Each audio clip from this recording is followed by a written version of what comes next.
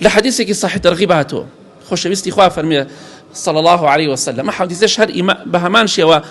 جابان كردي جوان كصحابي بمان روايتك بشي دومي حديثك كبيغمري خوا فرمي صلى الله عليه وسلم هر بياويك ئافرەتێک مارە بکات مارەی بکات ئیتر مارەیەکە زۆر بێ یا کەم بێ حەزەکەی بە 1000 دینار بێ حەزەکەی با گەڵایەک بێ حەزەکەی با ملیۆنێک بێ حەزەکەی با ئەنسیلەیەکی زیو بێت با ئەڵقەیەک بێ یاخود با چەندێ زۆر بێ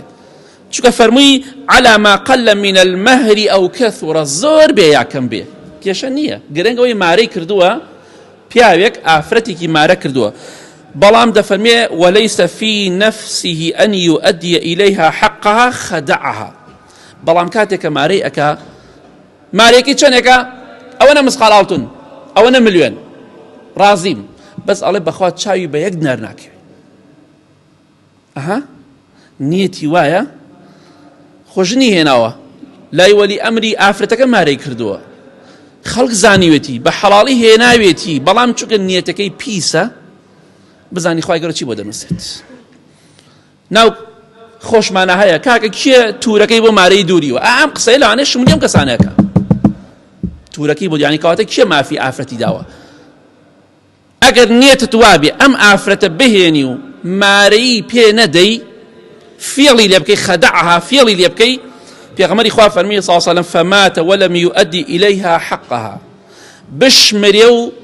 مارەی ئافرەتەکەی نەدابێت چونکە نیەتی وایە هەر نەیداتێ تەنها خەڵەتاندنی بەرامبەرە خەڵەتاندنی ئافرەتەکە و بەرامبەرەکەی پێغەمبەری خوا فەرمی صلی الله عليه وسلم لقي الله يوم القيامة وهو زان پەنا بەخوا لە ڕۆژی قیامەتە ئەگاتە خزمەتی خوای گەورە هەرچەندێ لەگەڵ ئەو ئافرەتە خەوتە بێ خێزانی خۆیەتی خوای گەورە بە زینا بۆ حساب کردو چونکە نیەتەکەی پیسە ئەها سەیریکە نیەتەکەمان چەندێ دەورە بینێ مادەم نیەتی وا بووە مارەیەکی پێنەدا ئەم نیەتە تەنیا لە دڵی شایە خۆ بە ئاشکرا نەیوتوە مارەیەت پێ نادەم لە دڵی خۆیەتی ئەڵێ بەخوا چاوی پێ ناکەوێت چۆن کابرای قەرزار ئەڵێ بەخوا چاوت بە قەرزەکە ناکەوێت حسابی دزی بۆ کرێ ئەمەش کە دەڵێ بەخوا چاوی بە مارەی ناکەوێت یەک دیناری نادەم من ویستم بیخەڵەتێنم تەنها ویستم قۆڵیان بکەم بەخوا چاک قۆڵیانە بڕی کچەکەم لیان سند و مارەیشم پێ نەدا دڵنیا بە هەموو خەوتنێکت لەگەڵ خێزانەکەت خوا بە زینا بۆتی حساب کرد فهو زانین پێغەمبەری خوا فەرمی صلی الله علیه و سلم لە قیامەتە حساب زیناکەری بۆ کردی لەبەر ئەوە ئەو ژنە بۆی حەڵاڵ نەبووە چونکە با مارێکیشی ئەگەر 1000 دیناریش بێ خواردبێتی نیەتی دانەوەی قەرزەکەی نەبوو بێ کە قەرزێکە لەسەری لە قیامەتە بە ئینسانێکی بەدڕەوشت و زیناکە حسابی بۆ کردی پەنا بەخوای گەورە کەواتە سێکە شتی حەڵاڵ